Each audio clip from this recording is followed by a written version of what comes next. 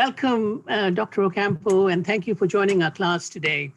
I would like to take a couple of minutes to just introduce you to our group. As you know, Dr. Poggi and I, along with Jim Henry, are coordinators, co-instructors of this class at Yale. And the subject of the class is justice, taxes, and global financial integrity, which is a weekly interdisciplinary seminar on the key global justice problems and issues. Now, I know that in your career, Dr. Ocampo, you have addressed many of these issues from the time that you were Finance Minister of Colombia. You were also Minister of Agriculture and Rural Development in Colombia. Of course, everybody knows that you were also Under Secretary General at the UN on Social and Economic Affairs. And since 2007, Dr. Ocampo has been teaching at Columbia University at the School of International and Public Affairs. So he brings a tremendous diversity of knowledge and experience that is very relevant to our class as we grapple with issues of tax justice and social justice in the world. I'm also personally privileged to work with Dr. Ocampo in the International Commission for Reform of Corporate Taxation, in which Dr. Ocampo works with Dr. Stiglitz and others as commissioners to help chart a way for an international reform of the corporate tax architecture that we have at the present time, and to make some changes that will be beneficial to both developed and developing countries. So with that introduction, I want to welcome again Dr. Ocampo and thank you for joining us. Well, thank you for the invitation to be with you today. Actually, I'm always happy to participate in Yale University activities. Since I got my PhD at Yale University in economics some time ago. But let me say that next time I hope it will be physically there, so that rather than through the internet. But anyway, nice to have all of you here, and thanks to Tom and Krishen for the invitation to be with you today. As Krishen said, I've been associated with Joe Stiglitz and others on this network called ICRIT, the Independent Commission for the Reform of International Corporate Taxation, which has been active for around 5 years, relatively successful in terms of the opinions it has issued, let's say, on some of these topics, at least in the debates on the topic. We have been present. Let me also say that for some time, I was in the board of the Central Bank of Colombia, and I represented Colombia in the group of 24, which is the group that represents developing countries in the IMF and the World Bank. And we were also participating in the OECD framework negotiations, which with opinions of how to manage some of the issues that I'm going to talk about today. And last but not least, recently there was a UN high-level panel,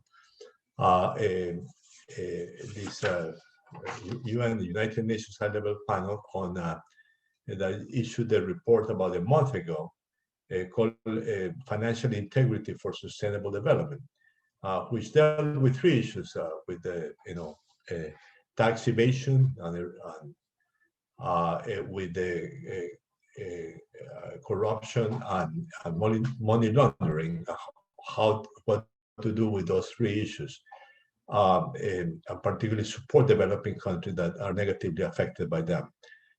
And I was in charge of coordinating the section on taxes. So today I'm going to present some of the ideas that come from ICRIT and from this UN high-level panel, also from the group of 24 in the negotiations. Let me start with the issue of facts that we deal with.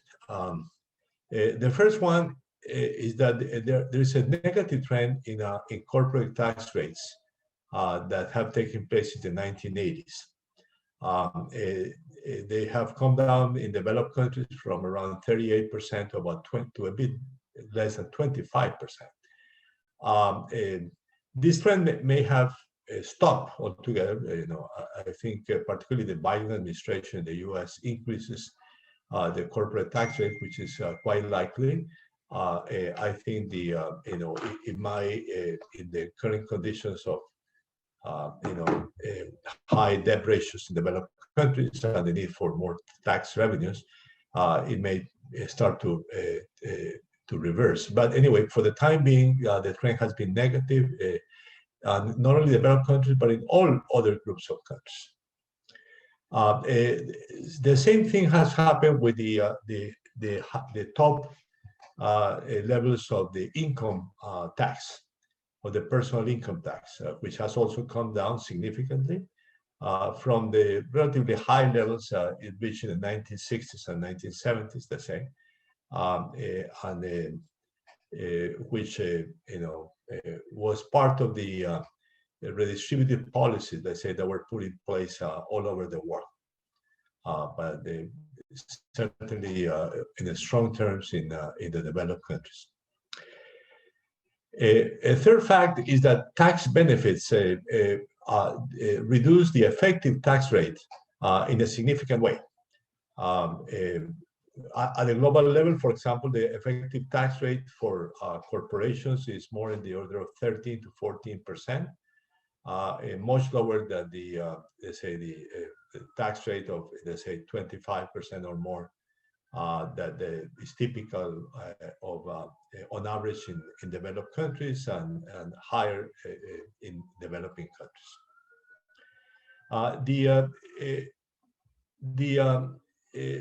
All of these issues are complicated by the tax havens and the low tax jurisdictions that are all around the world, but including in, by the way, in the developed countries. I mean, you include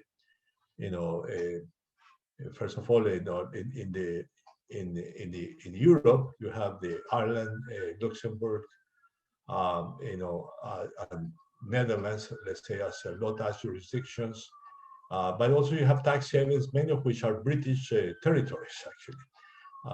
So that including in the Caribbean, and they, they do have a significant effect, let's say, on effective, on the tax revenues in the countries, basically because multinationals tend to assign certain of the revenues, let's say, to those low tax jurisdictions or tax havens. For example, the relation to intellectual property rights, or the relation to ownership of other intangibles, let's say, tend to, the revenues from those tend to be collected, let's say, in those low tax jurisdictions. Now, according to what we know from data, the multinationals transfer about 30% of the profits to those low tax jurisdictions, and that generates significant tax losses, which have been estimated. I think the best estimates are actually those of the IMF, rather than the OECD. But so according to the IMF, the developed countries, the OECD countries, lose between $400 and $500 billion a year, around 1% of GDP in corporate taxes.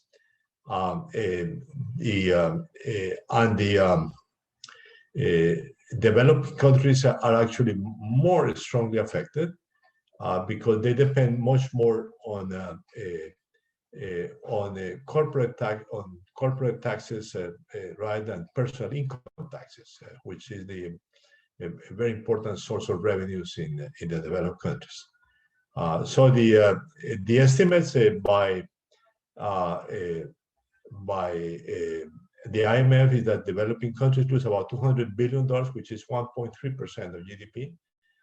So more than the proportion that lost by developed countries. And there are other estimates. For example, Professor Fitzgerald from Oxford University, who is part of the ICRI membership, did a study for us.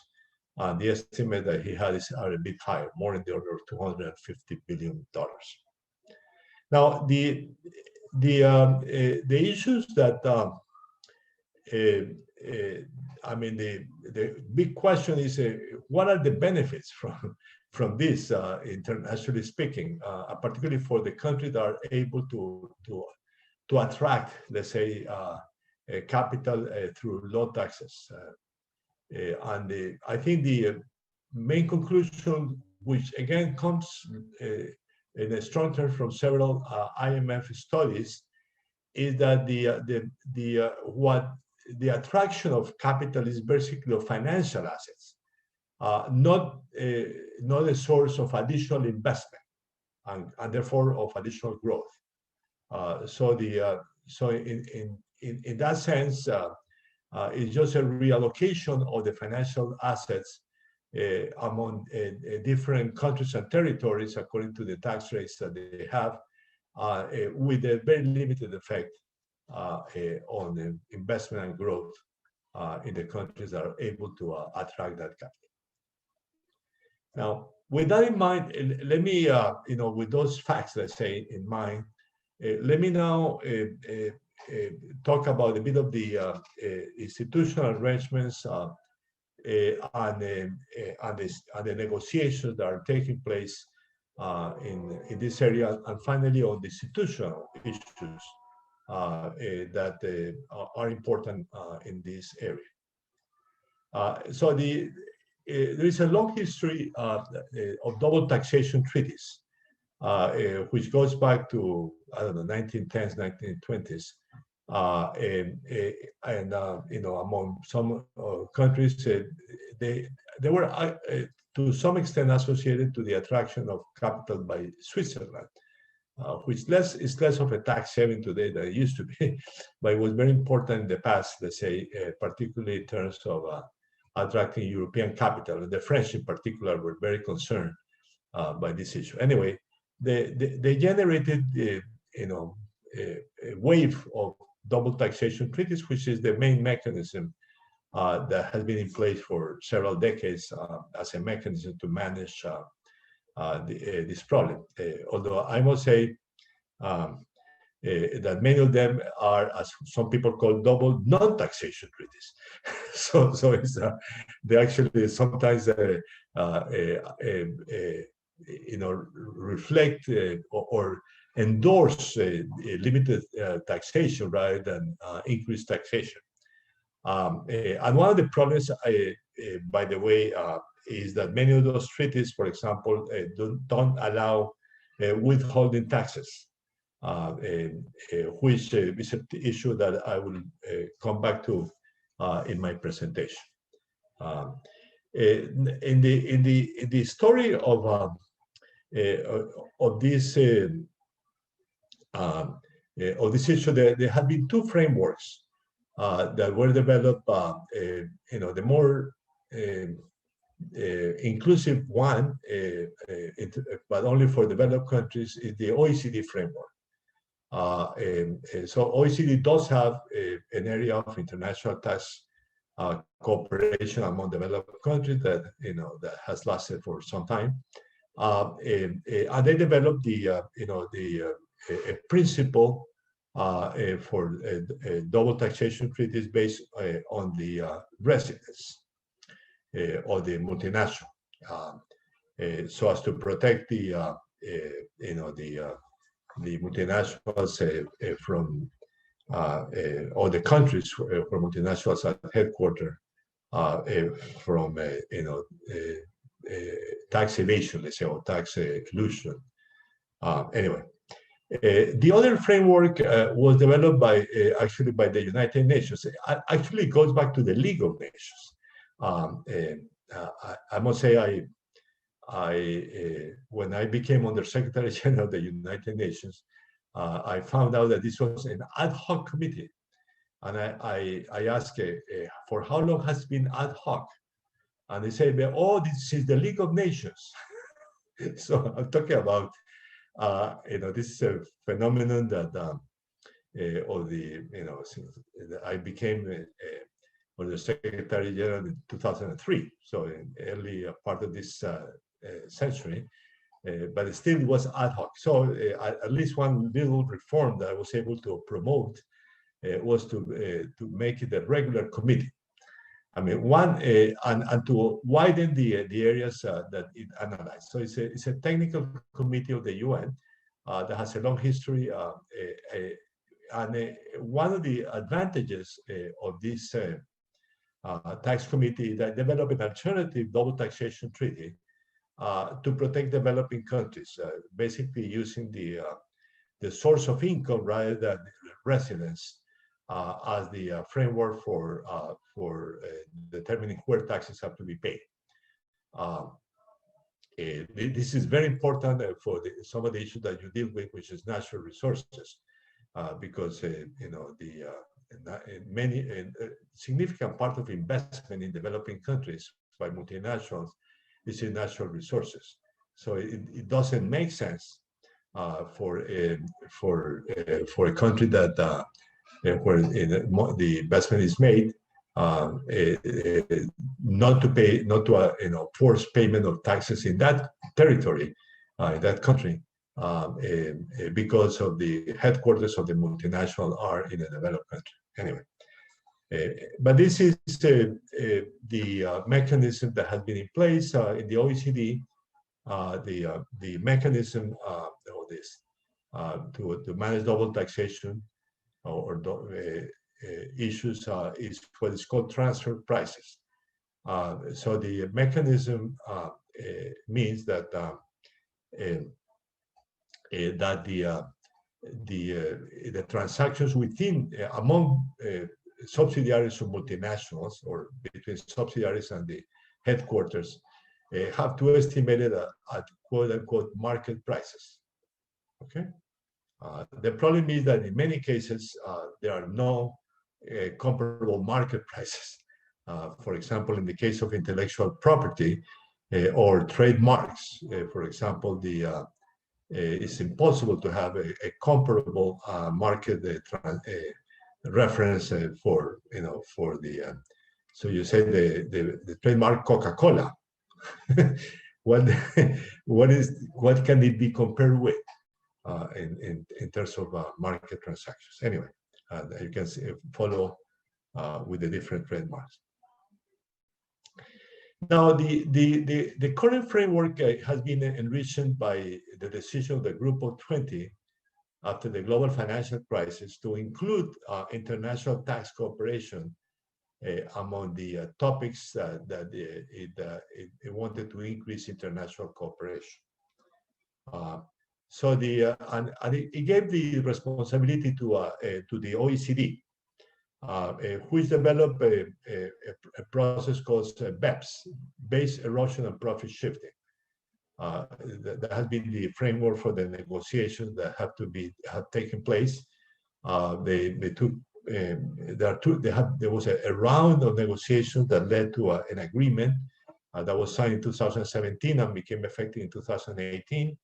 Unfortunately, without the signature of the United States, but with signature of European countries and many developing countries. And aside from that, the OECD also has its own. And this PEP process actually has one little advantage, although it's not a total advantage, as I will point out. Which is became known as the inclusive framework. So it's a OECD Plus, now with about 140 members that participate in the negotiations on BEPS. And aside of that, the OECD developed prior to that a mechanism of tax information called the Global Forum on Exchange of Information, which basically is a mechanism by which tax authorities exchange information among each other. Anyway, the first result of these BEPS negotiations was, as I pointed out, this agreement that was signed in 2017 and became effective in 2018, which had as a basic framework, as the current negotiations I'll refer to after that, the principle that taxes have to be paid where economic activity takes place. Okay, so that's a basic concept on which all these negotiations have been taking place, and this agreement that I mentioned developed this principle by giving tax authorities the possibility of judging the economic substance of a specific activity of a multinational based on to determine whether it really took place in their countries rather than abroad. Okay, and associated to that, the capacity to judge where there is economic presence by that multinational, which is an important point, which is even more important in the negotiations today, to the extent that in many cases let's say the activities of multinationals take place without physical presence.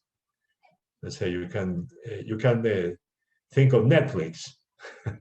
Netflix can provide services abroad, and you buy the services abroad, but there is no economic presence of Netflix in many countries.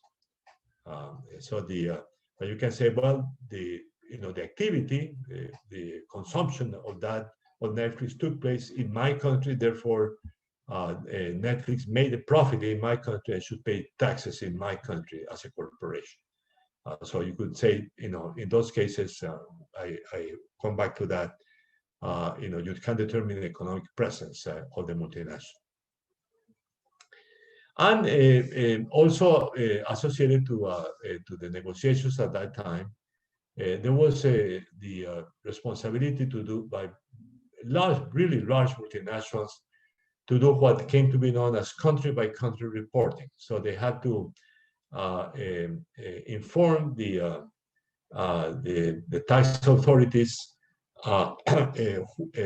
where their activities take place, how much production or sales took place in the different countries, and how much taxes they pay in different countries. It's a responsibility that started last year and that affects very large multinationals anyway. Now, the second round of these negotiations are the ones that really took place last year, and they were expected to finish last year, but they didn't. So they are still ongoing, and again, in the concept of the inclusive framework of BEPS. And these negotiations take place through what came to be known as two pillars.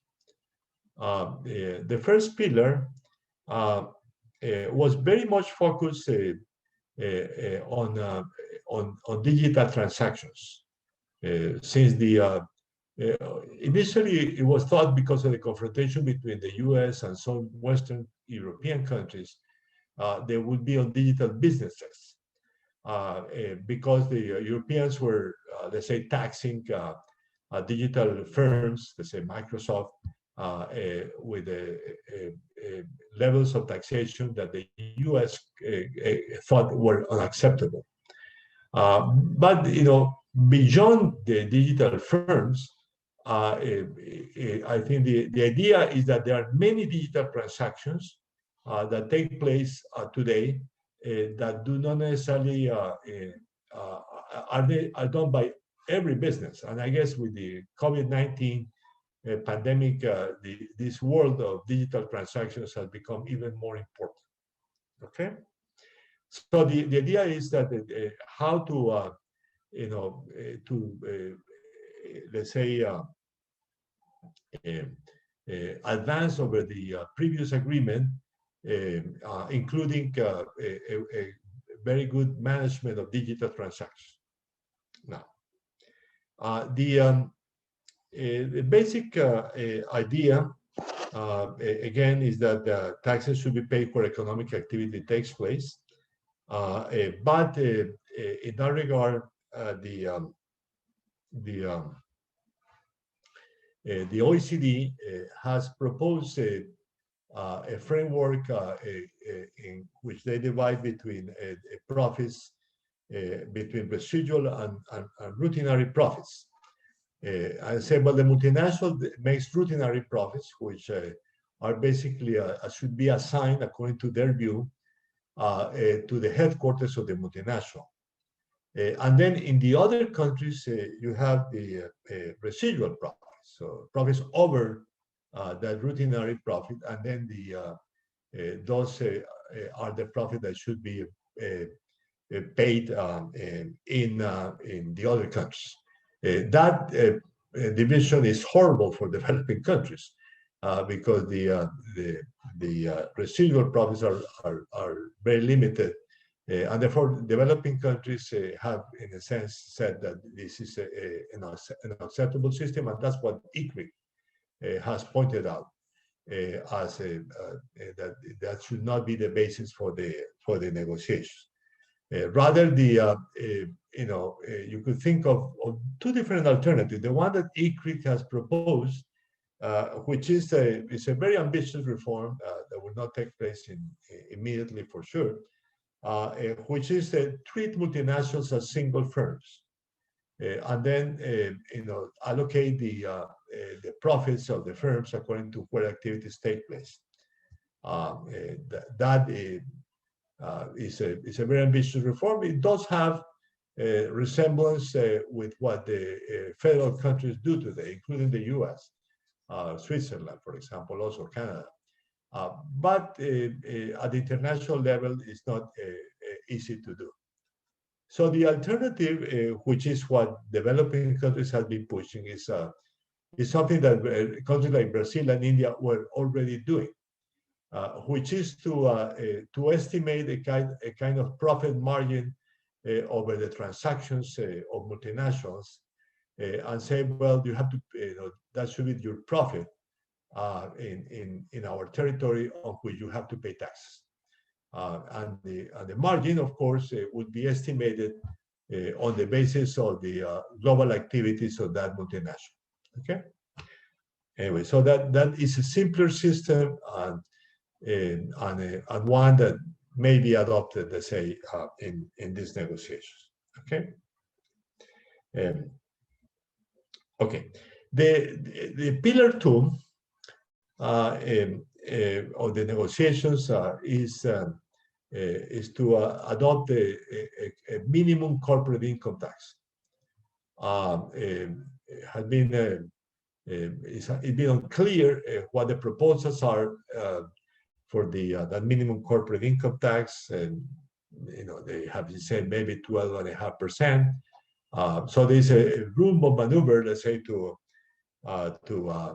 think of this. ICRIC has proposed 25%, which is the average, more or less the average taxes of developed countries, and in this United Nations high-level panel, we propose between 20 and 30%. Anyway, the big issue in this regard is whether there are tax benefits that are exempted from the minimum tax, and this is a very, very difficult issue to manage. But some developing countries have been pushing for some tax benefits to be allowed, which in a sense is the denial of a minimum tax rate. Anyway, well, finally, let me mention the institutional issues around the international tax cooperation. Both the ICRIC and the United Nations high-level panel have proposed that the international tax cooperation be coordinated by the United Nations, not by OECD, for the obvious reason that the United Nations is a more representative institution, and it does have the tradition of this tax committee that goes back to, again, to the League of Nations. So the proposal is that that we should move the negotiations after the current negotiations, which of course should be finished within the OECD inclusive framework context. But in the future, the United Nations should be the place where this takes place. And this implies that the UN tax body will become an intergovernmental committee, not an expert, not a committee of experts as it is today. Okay. By the way, this proposal is the proposal that I made in 2004 when I was Undersecretary General, but it was not approved at the time. And it was the proposal that the group of 77, the group of developing countries in the UN, presented to the Addis Ababa Financing for Development Conference in 2015. It was then vetoed by the US and the UK, and with abstention from the rest of the European countries. Anyway, but this is the proposal that are on the table, let's say, to see how to manage that.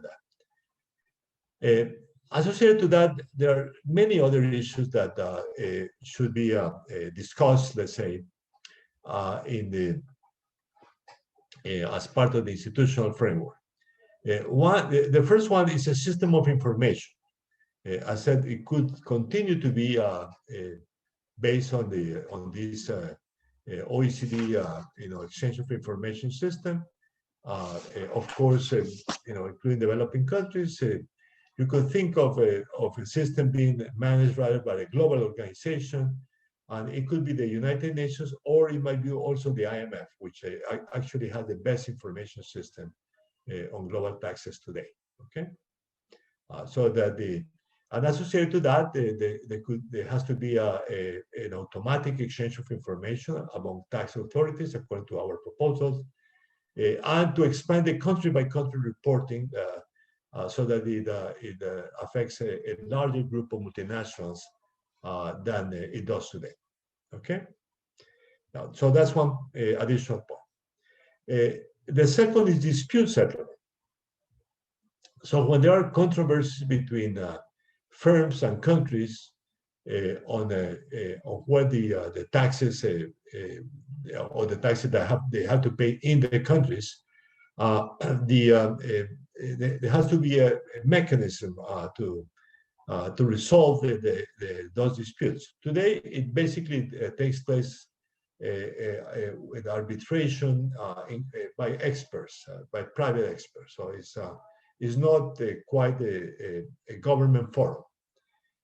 In both, again, ICRIC and the UN panel, we propose that the system of dispute settlement should be an official system associated to the tax body that is developed, which if it's a United Nations body, therefore the dispute settlement system should be like a branch of the activities of the associated body. The third issue is a global asset registry, which is a mechanism to know where the assets are being held at the international level, and should be based on the principle of the final beneficiaries. So who is the person actually who is the final beneficiary of a specific asset? Because many assets are actually recorded, particularly in tax havens, in the name of corporations of different character rather than persons, and then that is a mechanism that allows evasion to take place. By the way, in the UN panel, the idea is that this global asset registry should be used not only for taxation but also for corruption and for money laundering. So it should be one common asset registry that should be used for all purposes. Okay.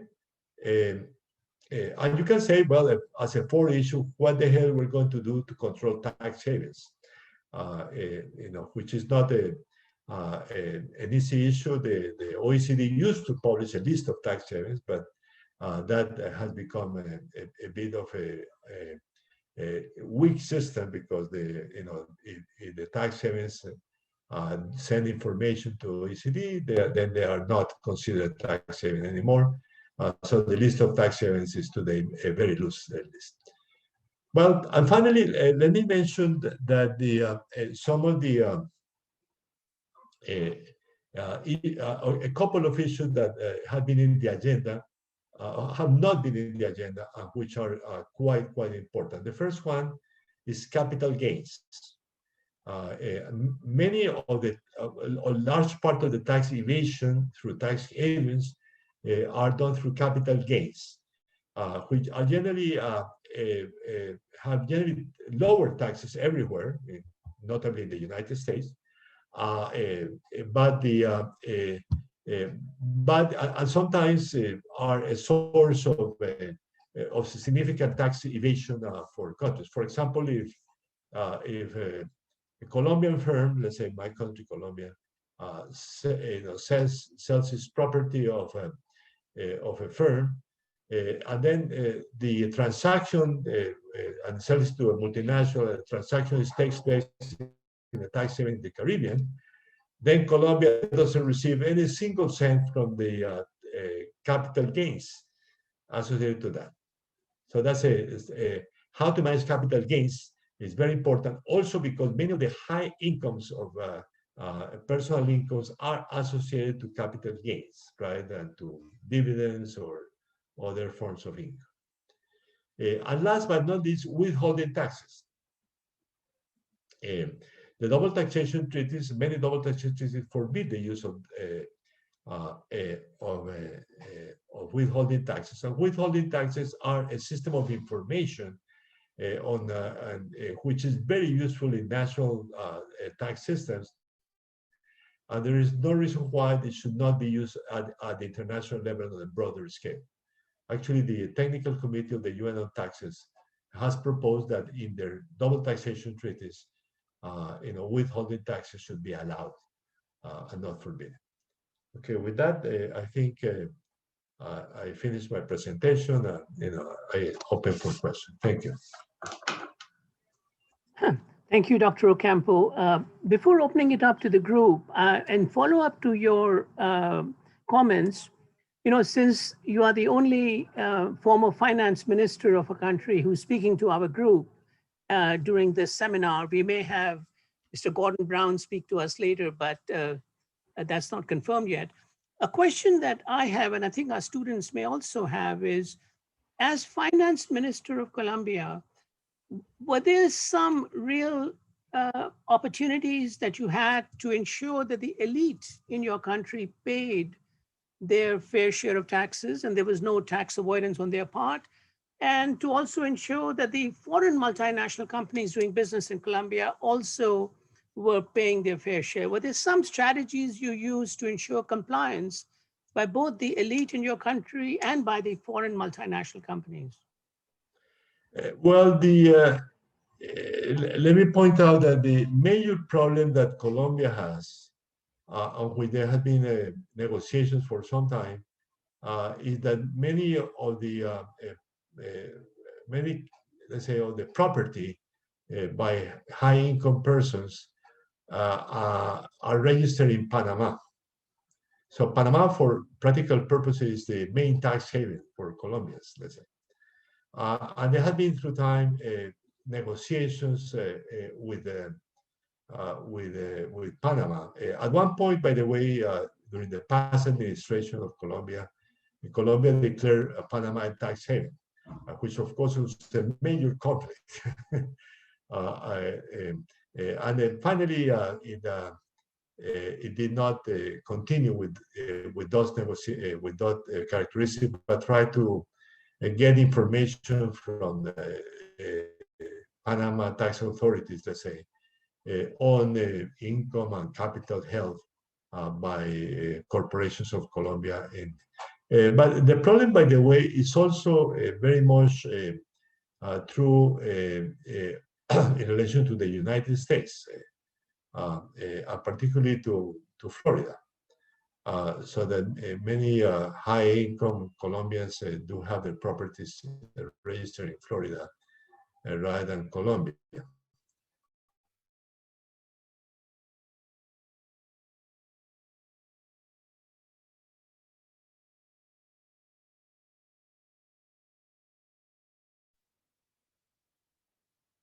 think we have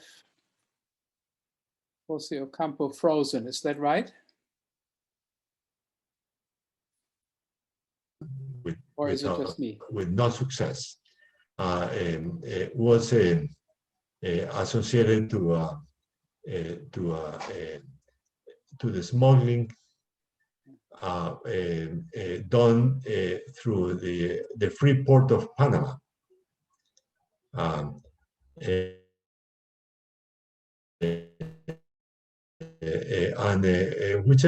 Which is this place where a lot of smuggling takes place. And at one point, I mentioned to the Secretary of the Treasury of the U.S.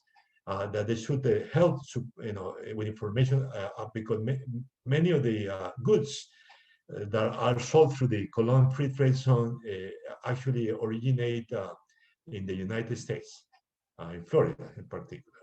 So I said, well, I think you should try to inform us. I actually tied this issue to money laundering because we were very active trying to, and that was one of my main activities as finance minister, to enhance our control of money laundering through the Colombian financial system. But with a strong collaboration from the U.S. Treasury, by the way. But we said, well, now that we have more control over the money laundering through the financial system, you have to help us control money laundering through smuggling. Because smuggling is a major source of money laundering in Colombia. Let's say the income from narco trafficking, then it's it's laundered, let's say, through smuggling. Anyway, no success.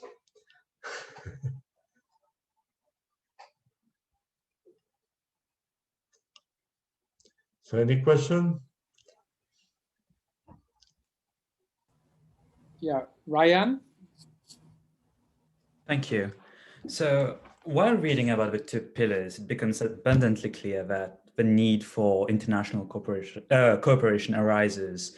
But I was wondering, how does resolving the international tax disputes outside the realm of domestic law could potentially jeopardize national sovereignty? Because I understand that we have a country has a right to tax its natural resources, but also to maintain national sovereignty in its fiscal sense. But how do we ensure that those are not mutually exclusive concepts? Yeah, that's a very good question, actually. When I teach my course on global economic governance, I always tell my students that the question is not that you have to resign to national sovereignty, that you have to share your sovereignty, because otherwise sovereignty is totally ineffective. Totally ineffective, and this is the issue on tax evasion and tax avoidance. That you are incapable of exercising your sovereignty. So in a sense, you always will have the sovereignty of decreeing through law what are the taxes that they should pay in your country. But then to be able to guarantee that taxes are paid, you need some international cooperation, because otherwise you could not exercise your sovereignty. So that's my way of thinking about this. Harrison? Hi, yeah, thank you so much for speaking with us today. There's obviously no silver bullet, as it were, in this sort of fight against corporate tax avoidance or decreasing corporate taxation. But what do you think the most of stuff you've said, or perhaps technological solutions or whatever, what do you think is the single most important step that the world as a whole needs to take to sort of make a serious take a serious step in this? I don't know if that makes sense. No, well, the most important is some form of cooperation, so that that you could have information. Well, first of all, that you could actually guarantee that the taxes are paid in your country, and cooperation from other countries, other territories, because in many cases they are not countries, on whether some of the profits made in your country were somehow recorded abroad. So you have that suspicion, then you go to the authority in the other country. Now, for that purpose, for those purposes, certainly, digital information can be quite important today. And I think that's a mechanism by which you can significantly increase, particularly now that the financial systems of the world are increasingly digitalized, so that the money has to flow somehow, and the question is whether you can identify where it is flowing to. So I wanted to ask you about that minimum tax for corporations and how that would work. As I understand it, the company basically pays, in addition to the national taxes that it pays in the various countries or territories, a tax that is the difference between the sum of all those national taxes and a overall tax on its profit.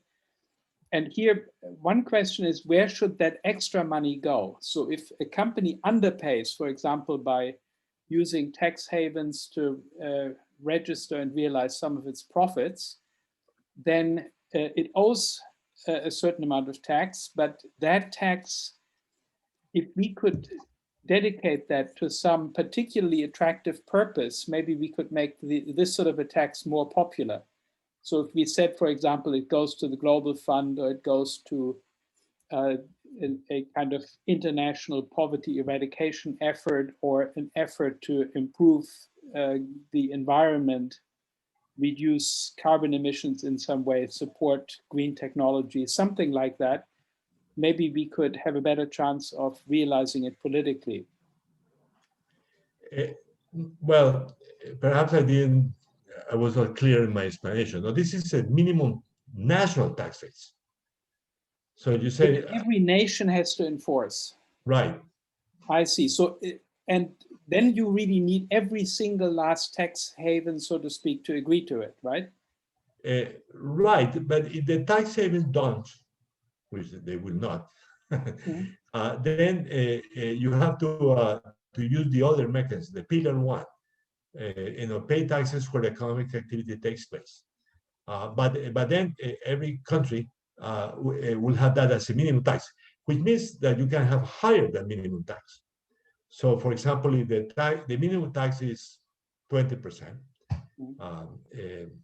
actually, in many negotiations, they've been talking about 21%, which was the corporate income tax in the U.S. But Mr. Biden is able to raise it to 28%. Maybe we can talk about 25%, which is what ICRIT proposed. So that means that every corporation in every country will have to pay a minimum of 25%. But you can have a higher tax rate at the national level. You can determine that you have to pay 30% in your country, which many emerging and developing countries have higher taxes than that. And because they depend heavily on corporate income taxes, and perhaps for natural resources, it makes sense to have probably a higher tax rate in all countries, let's say, or additional taxes, let's say, on the natural resources. But it's a minimum everywhere. It's actually to stop what is called the tax competition, which is this competition of different countries that lowering taxes to attract investment, which is the source of the reduction in corporate income taxes that took place, also personal income taxes. Yeah, I had sort of seen a different proposal where it was like an alternative minimum tax, where you say every corporation has to pay at least N% of taxes on its worldwide profits. And then if that is more than what it is actually paying under national schemes, then that extra amount is collected in some other way. that would, I think, have a very similar effect of avoiding the tax competition, because there's no longer any strong reason to go to a tax haven if in the end you have to pay that 20% or whatever it is anyway on your profits. Well, you are more ambitious than the current negotiations. That will have to be a new negotiation. Yeah. But for the time being, I want the current negotiations to be successful, and I have a minimum tax and the principle and a stronger principle so that you pay taxes where economic activity takes place. Yeah. Dominic? Yes, hello everyone. Dominic Thomas James, University of Cambridge. Dr. Ocampo, thank you very much for your presentation, most interesting. I had one question about the point you made in respect of things like initiatives like global asset registries. And in what we've seen recently with the quite significant rollout of movement and momentum on public beneficial ownership registers. And of course, the ongoing interrelationship between those jurisdictions that are holding out with central registers and likewise those that are going full stream with public registers. How realistic do you think that initiatives and endeavors such as a global asset register may well be? And I say that in really in the most recent context with the fact that the United States has only recently enacted legislation under the Corporate Transparency Act to implement a central register of beneficial ownership, you know, some way off what others, other developed countries and even some of the less developed and developing countries are committing with regards to their registers. And one example being with the British Overseas Territories. Many, of course, have been long suspected to be weak links in the global financial framework. But of course, many have gone way beyond the United States' recent commitments for a central register, in that many of them either already operate central registers or have committed to going completely public. Yeah, well, you have a very important point. I mean, it's not an easy task, but you have lots of information about certain assets. I mean, real estate assets everywhere have a central registry, and financial assets do have, in a sense, a registry. It may not be by final beneficiaries, but they do have, there is a registry. And that's why the major financial centers are crucial for the development of an asset registry. The US step is important, but also, by the way, the country that we have been analyzing and collaborating with in ICRIC is the UK. Because the UK does have a commitment to an asset registry at the national level, including all assets. And I think if the UK goes forward, that could be the model in which I think the Europeans will follow, and maybe it can be coordinated with the US policies on this in this area. So it's not an easy issue, but there are ways of going forward. Particularly the US and the UK go forward with this. I think we do have a chance to have something like that at the international level. Yeah. Well, Thomas and Krishen, unfortunately, I have to leave. But thank you very much for the invitation. But I had told you that I had to leave at 4:30. Okay. Okay, then thank you very much. And we hope we will see you again in a future instantiation of the seminar. Yeah.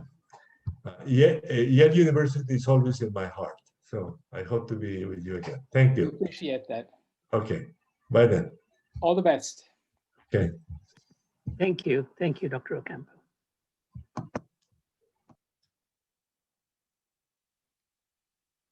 So good. We have our next speaker not quite arrived yet. We had two South Africans who were supposed to come, and Jim, of course, was supposed to be here, but all of them had medical issues. So we are in a little bit of a... While we are waiting for Alexandra, can I make a comment on some of the items that were just brought up earlier? You know, on the subject of corporate minimum tax, one of the things that we did not discuss, which is a real problem in almost all countries, is the whole issue of corporate capture, where the corporations have a very significant role in controlling the policy-making process in the US, in Europe, and also in developing countries. And any effort to bring about a corporate minimum tax has to run counter to this tremendous lobbying group of the corporate empire, if I can call it that, or the corporate power system that makes tax reform, you know, our biggest obstacle in tax reform is this whole issue of corporate capture. And that's something that is very difficult to overcome. And the only way, you know, if the countries can come together in telling corporations that if you want to do business in Africa and Latin America or elsewhere, there has to be a minimum tax that is paid to those economies. And that kind of system that might boycott or resist companies that are not playing by these rules have to be considered on a much more macro basis, either at the UN level or at the OECD level. But this whole issue of corporate capture is underestimated in tax reform, and we really have to get our arms around it. And even now, with the fact that Janet Yellen, who is now the Treasury Secretary in the US, is like, in a way, no different than the finance minister of Colombia. But the power of US multinational companies to influence people like Janet Yellen, people in the Treasury Department, in the IRS, in Congress, to resist tax reform is something that will be a real challenge. And it'll be interesting to see if even the tax reform that President Biden has talked about in the campaign to bring about in terms of corporate taxation, corporate tax rate to go up to 28%, all of that to happen will require countering this block. And I don't know how that can be overcome, but that's something we can discuss at one of our future sessions, I think. Yeah, can I ask you one question about that? As I see it, there are two different components of the problem, right? One component is that the multinational corporations and maybe other rich taxpayers can play off different jurisdictions against each other.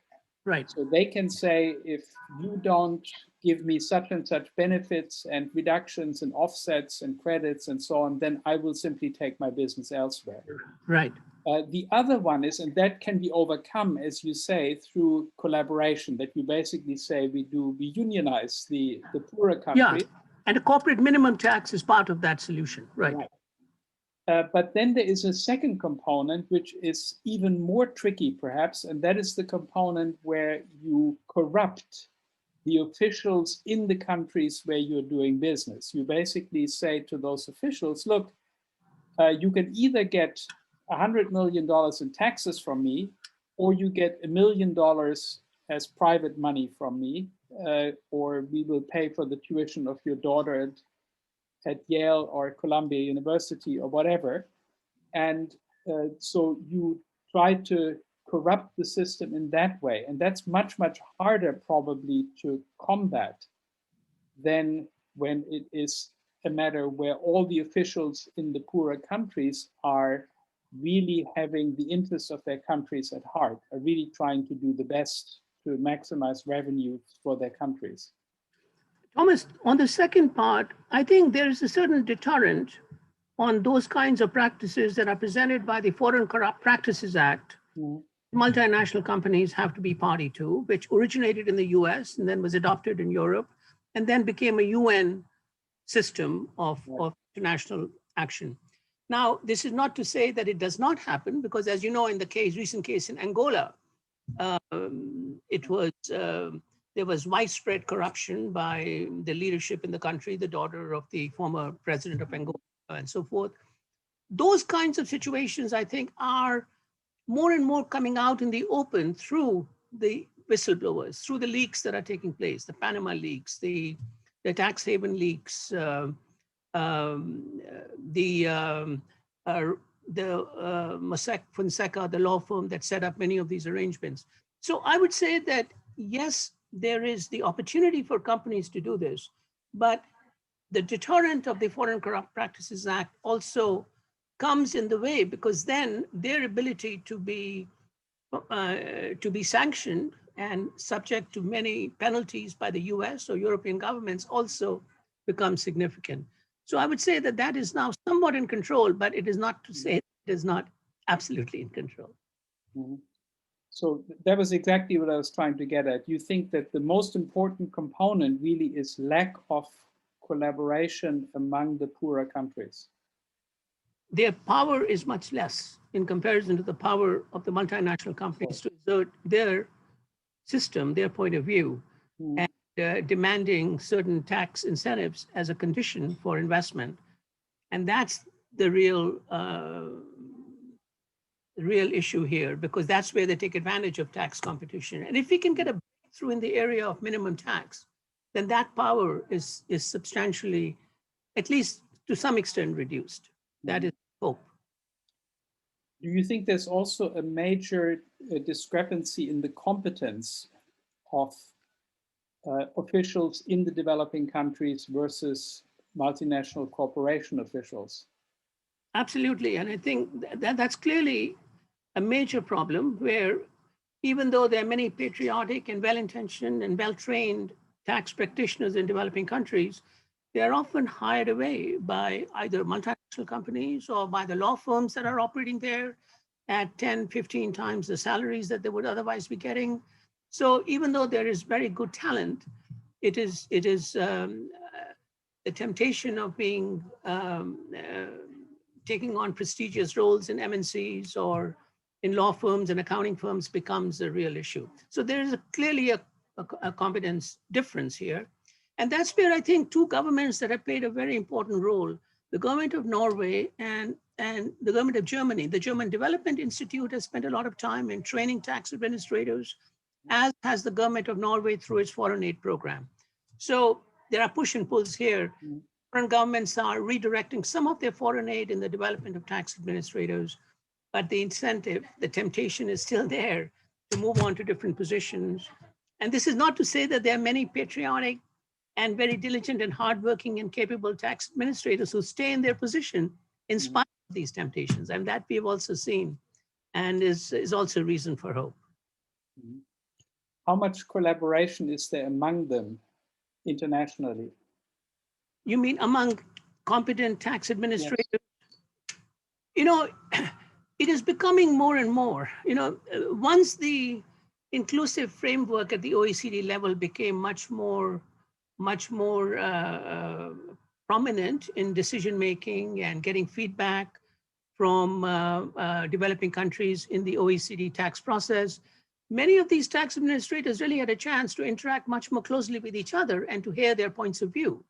And those collaborations, those sharing of expertise, those learning of best practices of what is working in Zambia versus in Mexico and other countries, and having them challenge some of the so-called Western positions at these larger OECD meetings was an encouraging sign. So the OECD BEPS process has set into motion a lot more awareness of these issues that were previously under the table.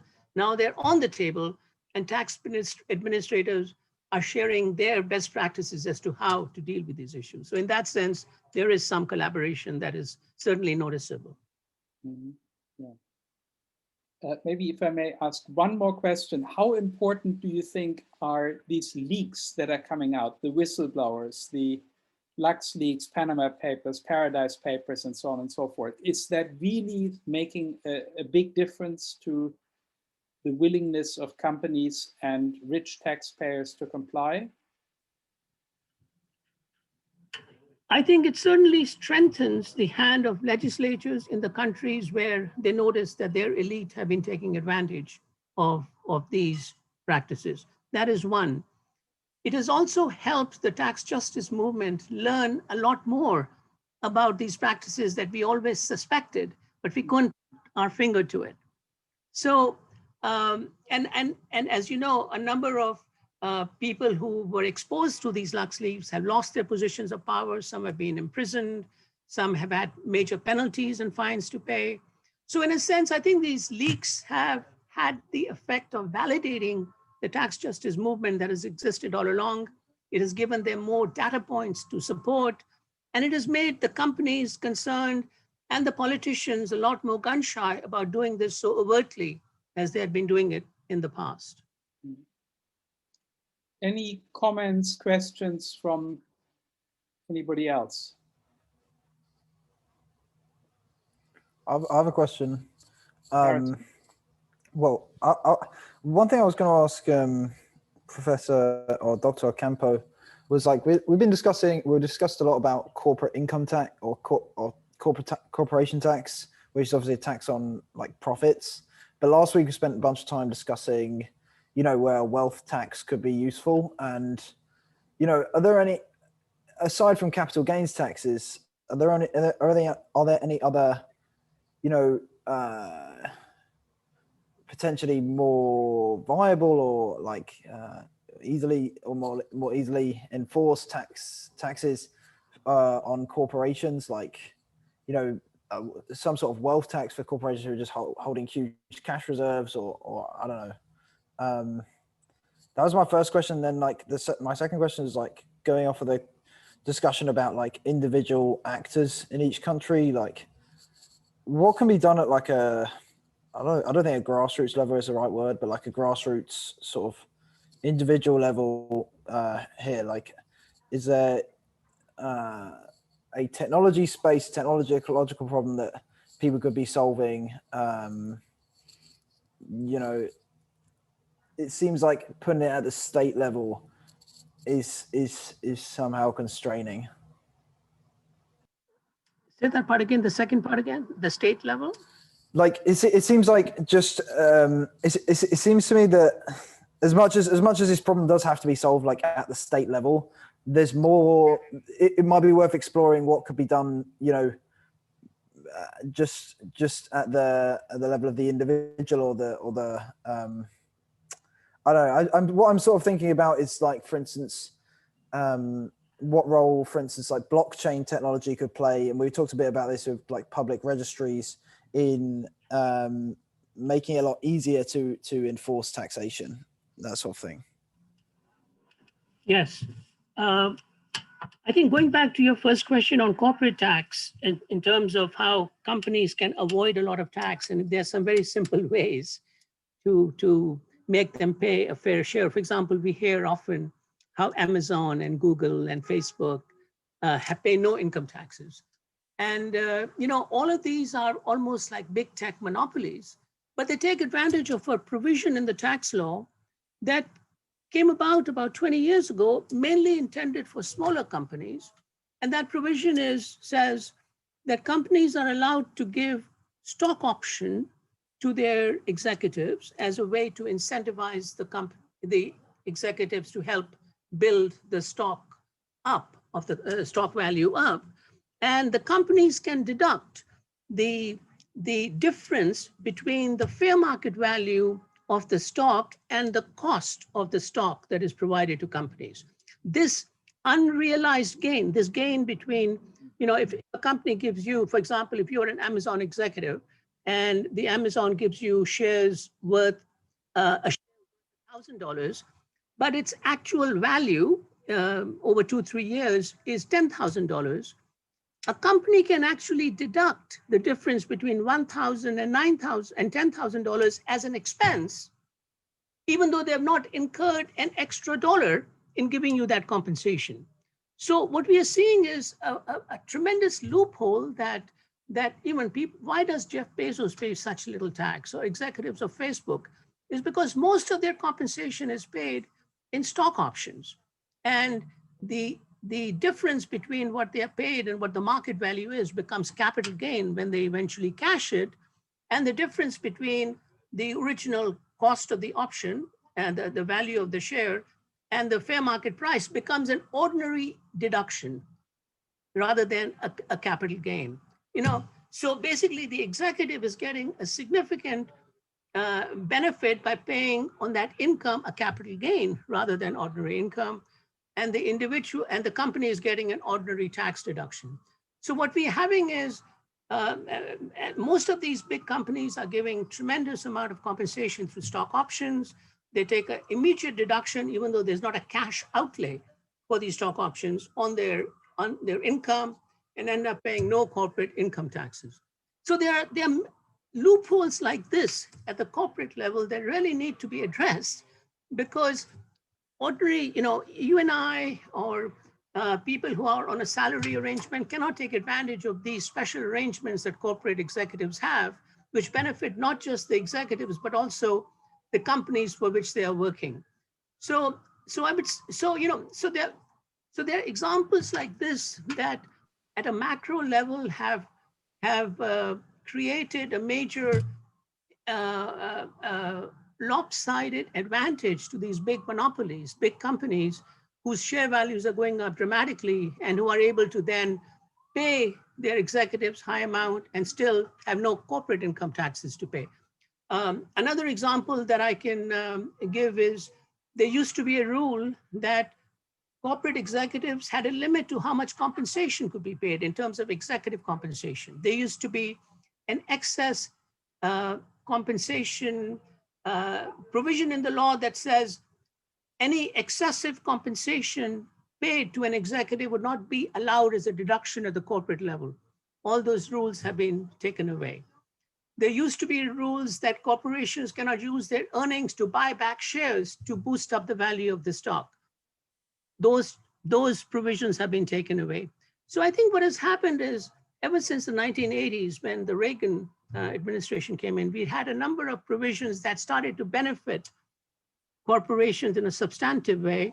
And then, as you know, in the 1990s, the Glass-Steagall Act was repealed, which further incentivized Wall Street in significant ways.